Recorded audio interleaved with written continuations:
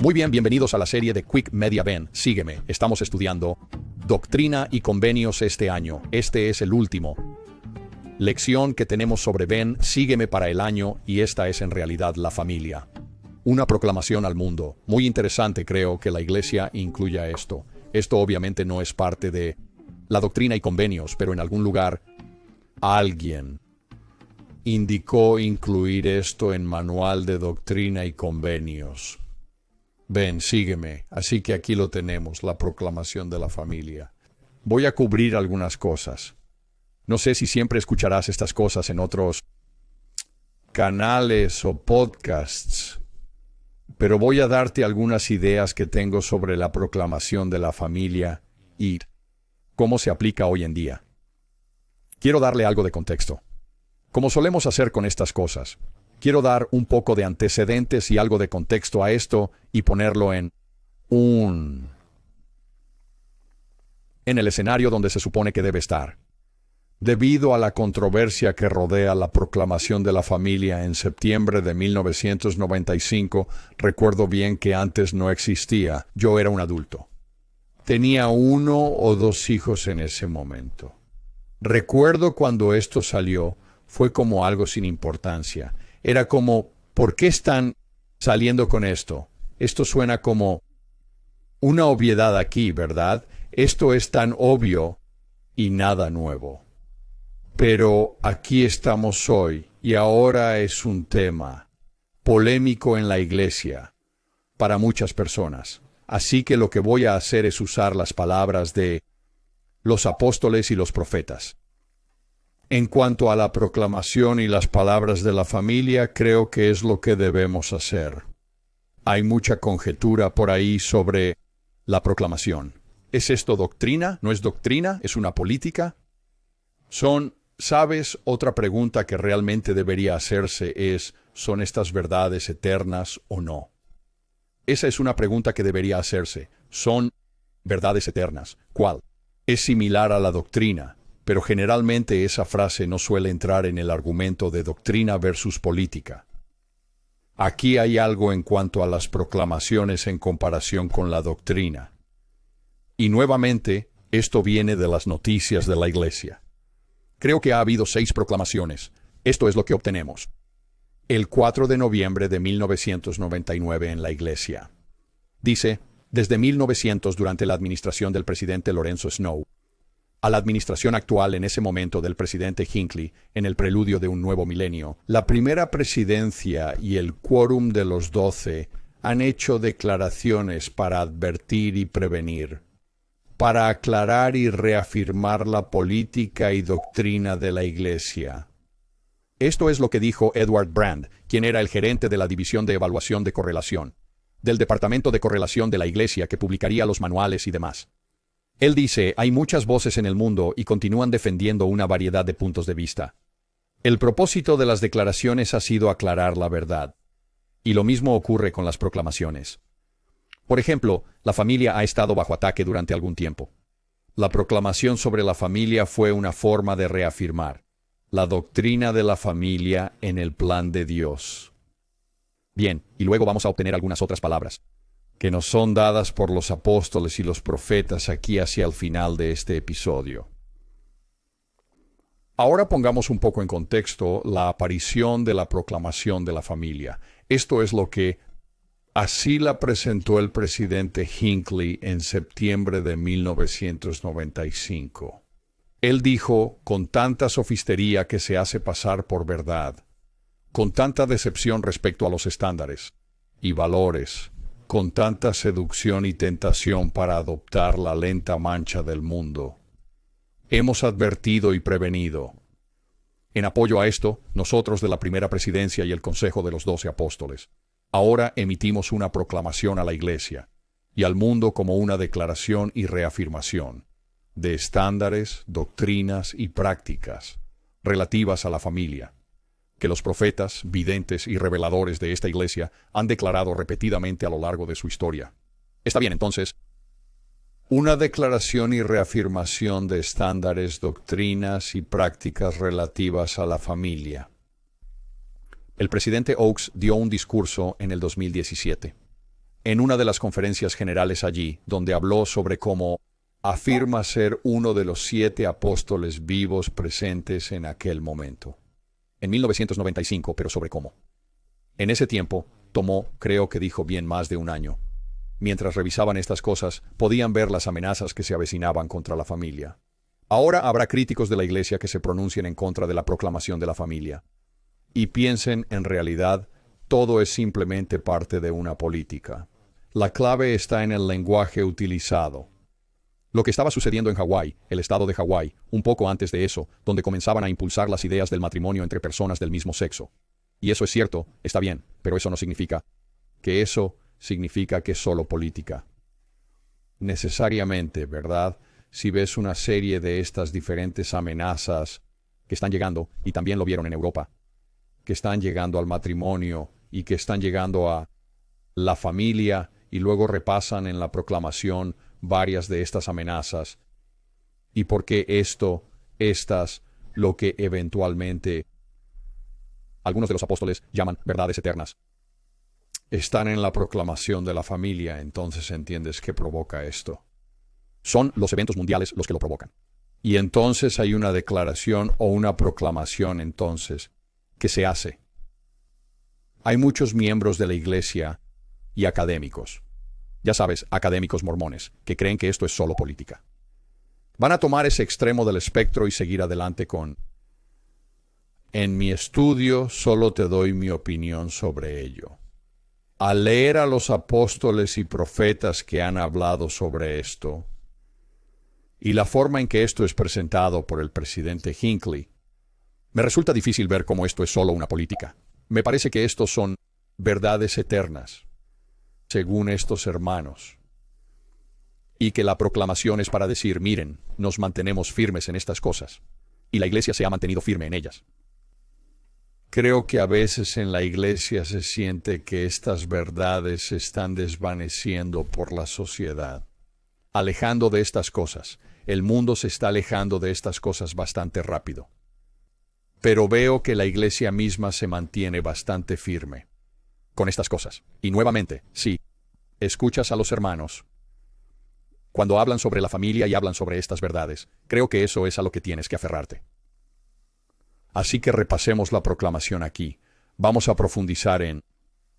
Aquí está el primer párrafo. Nosotros, la primera presidencia y el consejo de los 12 apóstoles de la Iglesia de Jesucristo, decretamos que el matrimonio entre hombre y mujer es divino y que la familia es central en el plan del Creador para el destino eterno de sus hijos.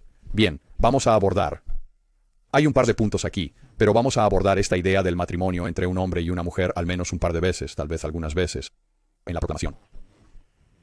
Y luego también, el lenguaje de esposos y esposas.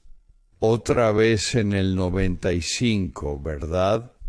Pero han habido cambios en el matrimonio entre personas del mismo sexo. La legalización de eso en los Estados Unidos y muchos otros lugares alrededor del mundo es algo que va en contra de lo que dice la proclamación. Hay miembros de la Iglesia que no entienden cómo puede ser eso.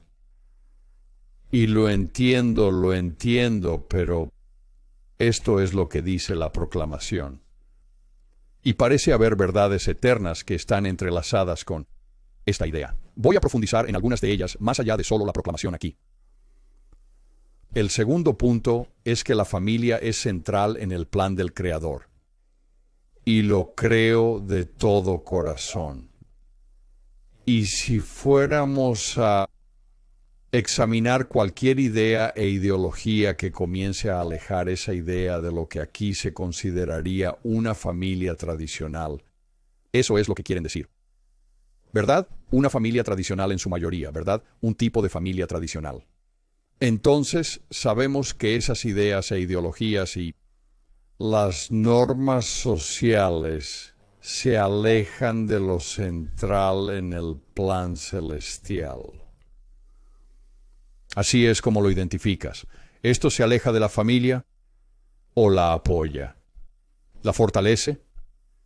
Y tantas cosas, desde romper cosas entre padres e hijos, y alejarte de ser un buen esposo y padre o buena esposa y madre, o ser un buen padre para tus hijos, o ser un buen hijo o hija para tus padres. Cualquier cosa que vaya en contra de esas cosas es, para mí, algo que definitivamente se aleja del plan de Dios. Bien, segundo párrafo. Todos los seres humanos, hombres y mujeres, son creados a imagen de Dios. Esto es crucial. Creerlo. Y es parte de la fundación de los Estados Unidos. Es parte de la fundación de esa comprensión de llevar la religión a la política, de una buena manera. Y entender que tenemos ciertos derechos, como hijos de Dios que nos son dados por Dios. Y que porque estamos hechos a imagen de Dios somos de un cierto valor intrínseco, no solo un producto del Estado. También entramos en el área aquí de entrar en el género y entender que hay una binariedad. Según la proclamación de la familia, hay una binariedad. Puede que no nos sintamos parte de esa binariedad. Puede haber personas que no se sientan asociadas a esa binariedad. Ese es un gran tema. En estos días, ¿qué significa ser hombre y mujer? Pero nuevamente, mirando la proclamación, de eso vamos a hablar. Es muy específica sobre el matrimonio entre un hombre y una mujer, y sobre el hombre y la mujer y el esposo y la esposa. Es muy centrado en el matrimonio tradicional. Verás eso repetido en varios párrafos diferentes. Cada uno es un amado hijo o hija. De acuerdo, ahí lo tenemos de nuevo. Hijo o hija de padres celestiales. Y como tal, cada uno tiene una naturaleza divina y un destino.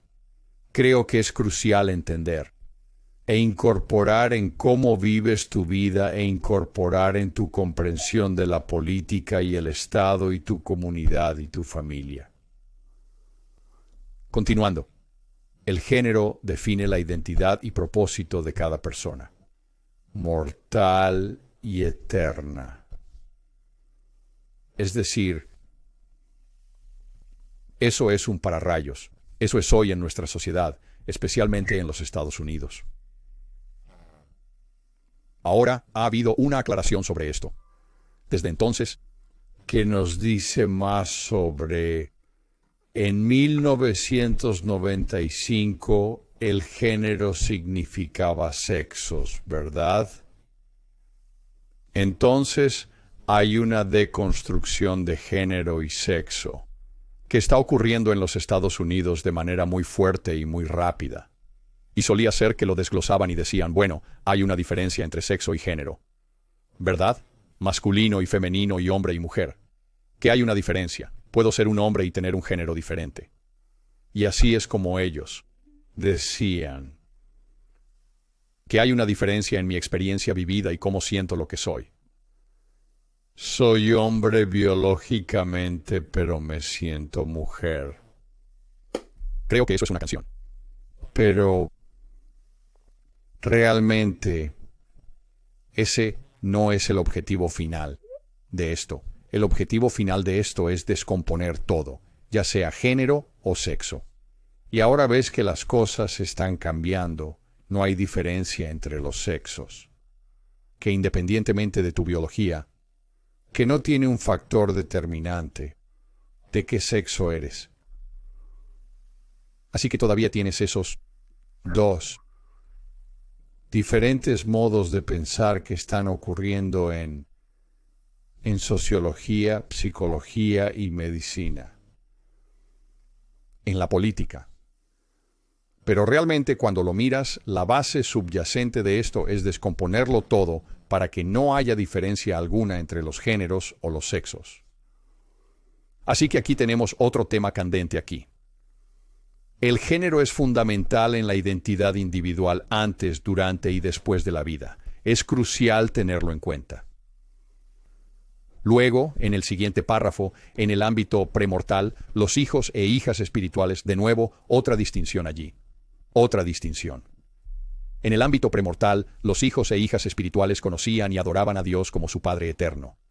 Y aceptó su plan por el cual sus hijos podrían obtener un cuerpo físico y adquirir experiencia terrenal para progresar hacia la perfección. Y finalmente, realizar su destino divino como herederos de la vida eterna. Así que sabemos que una parte importante de estar aquí en la mortalidad es recibir un cuerpo. A veces, para algunas personas, eso es confuso. Pero es parte del plan, ¿verdad? Debemos tener el cuerpo, ¿cierto? Cuando resucitamos, es el cuerpo y el espíritu siendo reunidos. Como santos de los últimos días, entendemos que nuestro cuerpo físico es un elemento eterno, ¿verdad? Es un principio y función de ser un ser eterno. Y si bajas un poco más en el párrafo, las ordenanzas sagradas y los convenios disponibles en los templos hacen posible que los individuos regresen a la presencia de Dios y que las familias estén unidas eternamente. Eso solo sucede en un cuerpo. Así que ese plan dice, en un cuerpo. La mayoría del trabajo ya lo habíamos revisado antes, pero se realiza para los individuos al recibir sus ordenanzas. Se realiza mientras están en el mundo de los espíritus, por aquellos que tienen cuerpos, en el mundo mortal. Los primeros serán los últimos y viceversa. Son dos grupos distintos colaborando mutuamente, la dinámica habitual. El cuerpo es esencial para realizar las ordenanzas para toda la humanidad. Bien, entonces llegamos al siguiente párrafo aquí.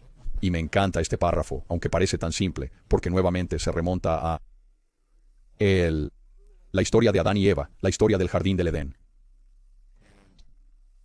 Y sabremos cuando las cosas empiecen a ponerse realmente mal, cuando haya una fuerte influencia dentro de la iglesia. Ya está pasando en el cristianismo, pero habrá más influencia dentro de la iglesia. Para alterar la narrativa del jardín del Edén, las cosas siguen deteriorándose mucho. Esto es lo que dice. El primer mandamiento que Dios dio a Adán y Eva se refería a su potencial para la paternidad, como marido y mujer. Ahí está de nuevo. No intento ofender, pero puede que sientas atracción hacia el mismo sexo o fluidez de género. No estoy tratando de echar sal en la herida aquí con esto, pero voy a reclamar lo que el Señor ha presentado. Y voy a defenderlo como qué. Bueno, voy a defenderlo como un ideal. Porque creo en los ideales. Creo que hay un ideal al que todos podemos llegar eventualmente, ya sea en esta vida o en la próxima. Entiendo que pasar por esto para muchas personas es un ejercicio muy difícil. Lo entiendo.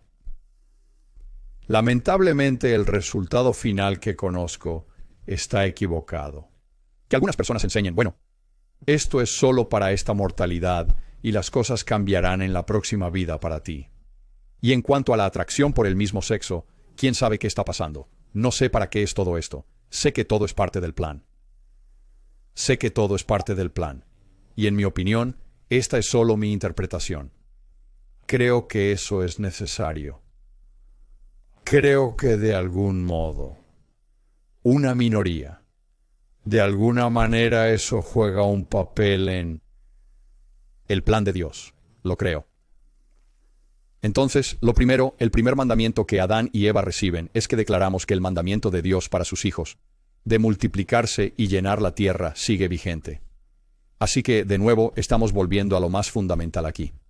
Hombre y mujer, uniéndose, para tener hijos y crear una familia. Y sin embargo, nos estamos alejando cada vez más de eso, en nuestra sociedad.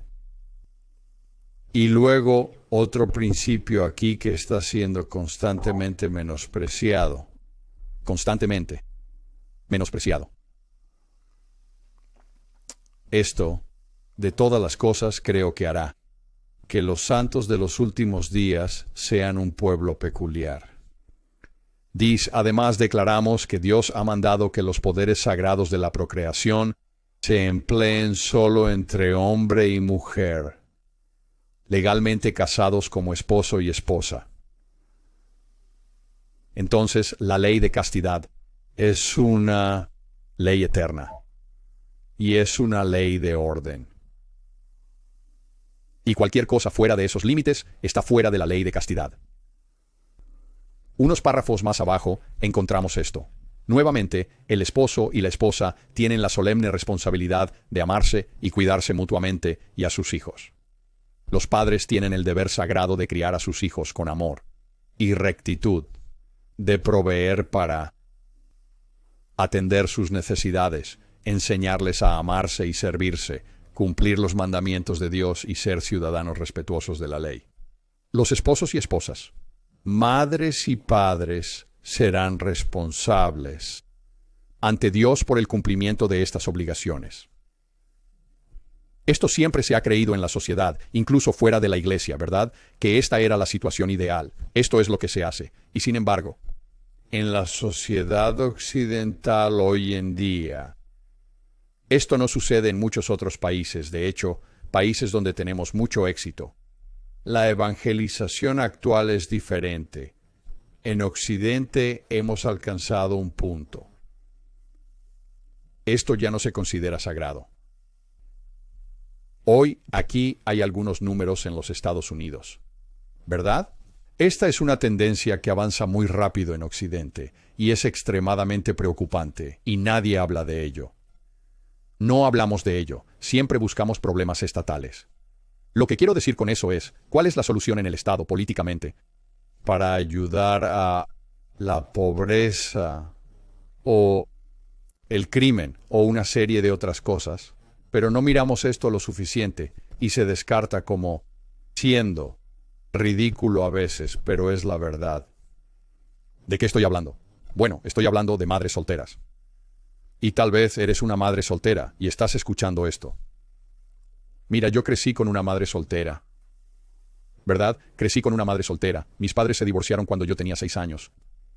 Hablas sobre la iglesia en los 70, cuando eso era un gran estigma. Había muy pocas parejas divorciadas que eran activas.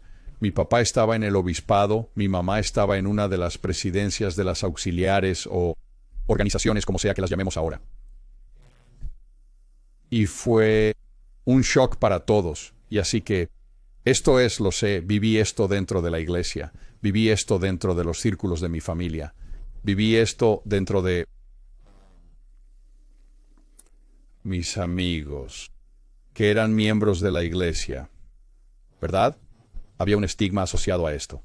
Así que sé cómo es esto para los niños, sé cómo es esto para la mamá. No es perfecto. Y no es lo ideal, pero eso no significa que no luchemos por el ideal y tratemos de avanzar hacia el ideal. Tengo un hermano y una hermana de parte de mi mamá, ¿verdad? Y mi papá. Y luego tengo 4. Los hijos de la segunda esposa de mi papá, tras el divorcio de mi mamá. Y no hay diferencia para mí entre ninguno de esos hermanos. No hay ninguna.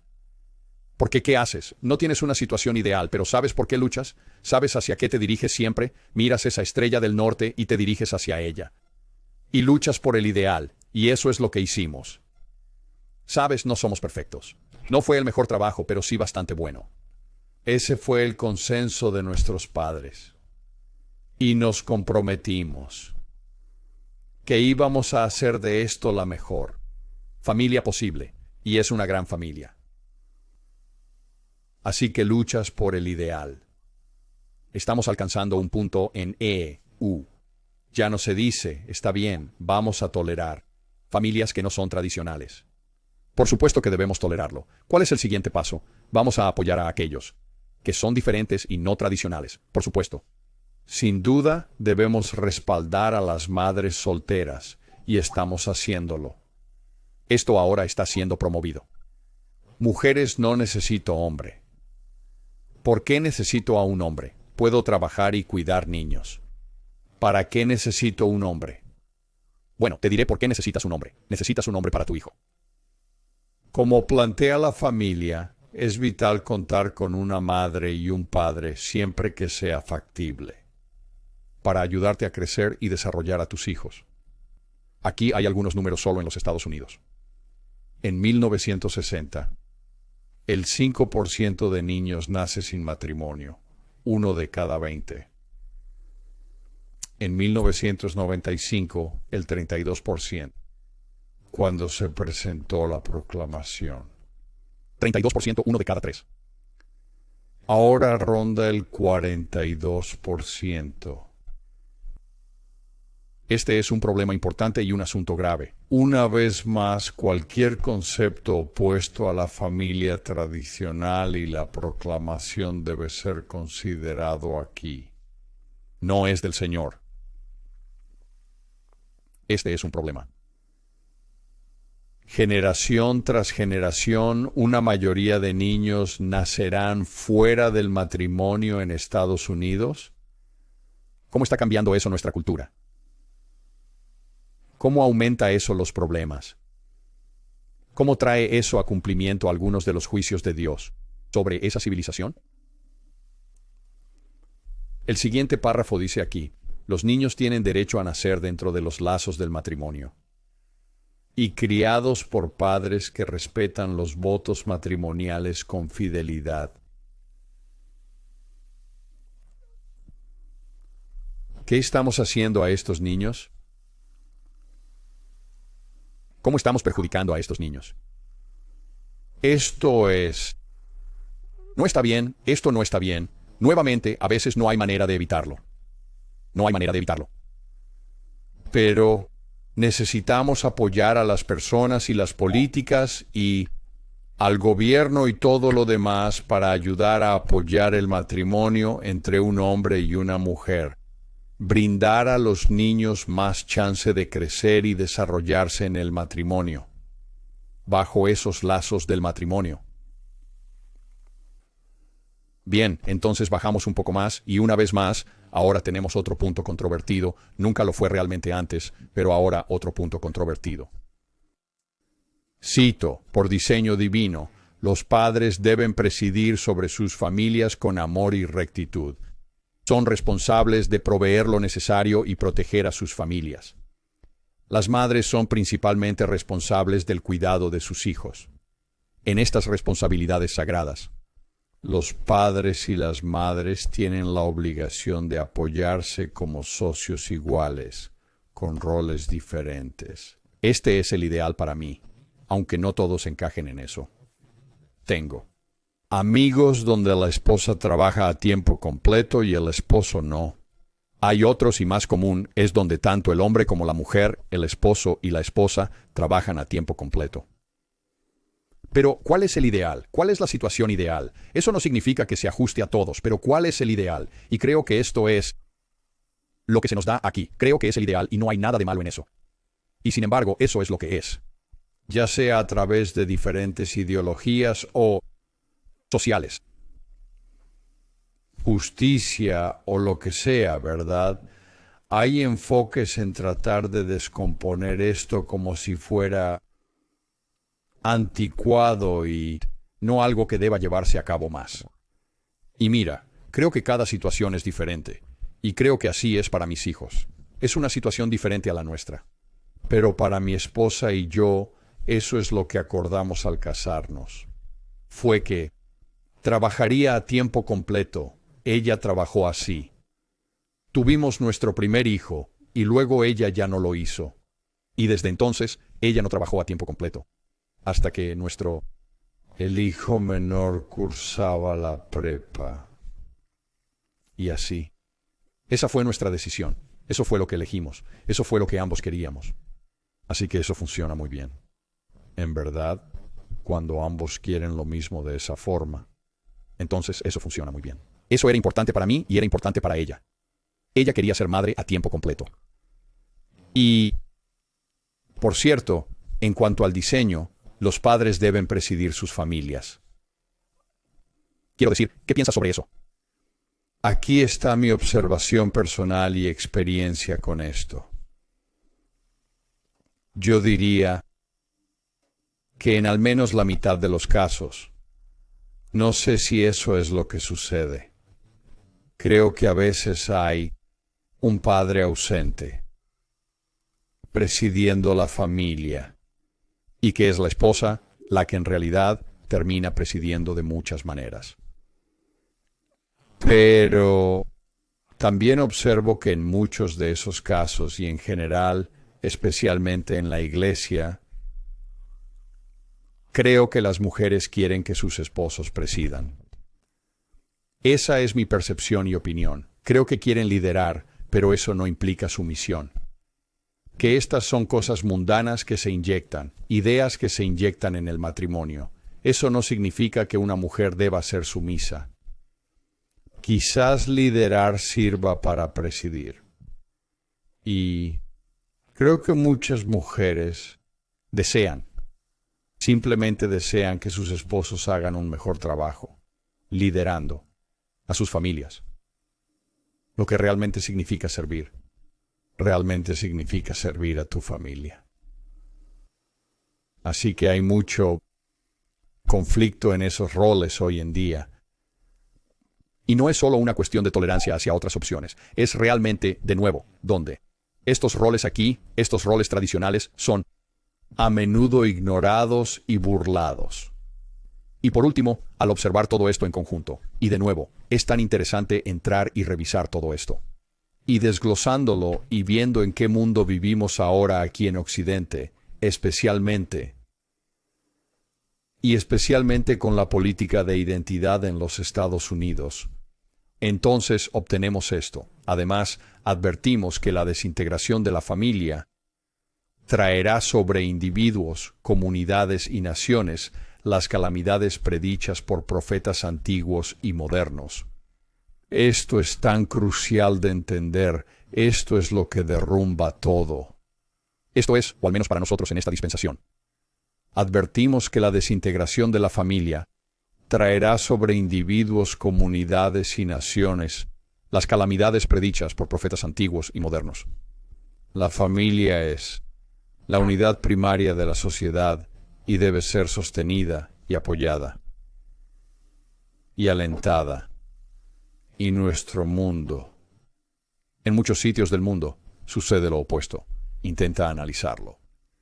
Esto es lo que dice el presidente Eyring sobre la proclamación. Podemos esperar que Dios no solo nos diga algunas cosas interesantes sobre la familia, nos dirá cómo debe ser una familia. ¿Y por qué? Esa es una palabra desencadenante para ciertas ideologías, debe. ¿Cómo debe ser y por qué? En cuanto al mundo, ¿verdad? Tenemos la proclamación de la familia al mundo. Esto es lo que dice Dallin H. Oaks. En sus enseñanzas finales en la mortalidad, Cristo dijo a sus apóstoles, si fuerais del mundo, el mundo amaría lo suyo. Pero porque no sois del mundo, el mundo os odia. Esta es una charla sobre la proclamación de la familia y el plan de salvación, dada en, creo que fue 2017. Y luego obtenemos más de Dallin H. Oaks en esa charla, sobre la proclamación, el plan evangélico para las familias, para prepararse para la vida eterna y la exaltación. Se menciona en la proclamación de 1995, la familia, una proclamación al mundo.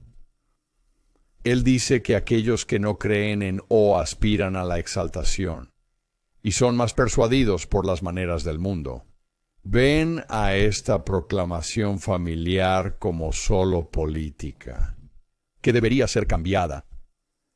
En contraste, los mormones dicen que la proclamación familiar define el tipo de relaciones familiares, donde puede ocurrir la parte más importante de nuestro desarrollo eterno. Sí, este es nuestro laboratorio en el mundo mortal. Aunque no es perfecto, es el indicado. A veces es bastante malo. Pero en su mayor parte, ese es el plan. Ese es el ideal al que se supone que debemos aspirar. Y necesitamos esa fortaleza. Los niños necesitan esa fortaleza. Russell M. Nelson dice que el adversario está incrementando sus ataques a la fe y sobre nosotros y nuestras familias, a un ritmo exponencial. Así que la familia es algo que ayuda a combatir esos ataques. Y finalmente, sobre esa frase, verdad eterna que les di antes, aquí hay un ejemplo más. De Dallin H. Oaks, testifico que la proclamación sobre la familia es una declaración de verdad eterna. La voluntad del Señor para sus hijos que buscan la vida eterna. Así que puedo volver y mirar esto y decir, bueno, ¿es esto solo una política? Bueno. A Dallin H. Oaks no le gusta eso. Él piensa que aquellos que son persuadidos por el mundo lo consideran una política. Así que necesito tener eso en cuenta cuando pienso en lo que es la proclamación de la familia. Y luego también puedo mirarlo y juzgarlo por mí mismo. Quiero decir, ¿es esto? Mira cuánto han cambiado las cosas en los Estados Unidos desde 1995. Han pasado 26 años. Y mira cuánta controversia hay incluso dentro de la iglesia sobre la proclamación. Recuerdo a un crítico de la iglesia, un miembro activo de la iglesia.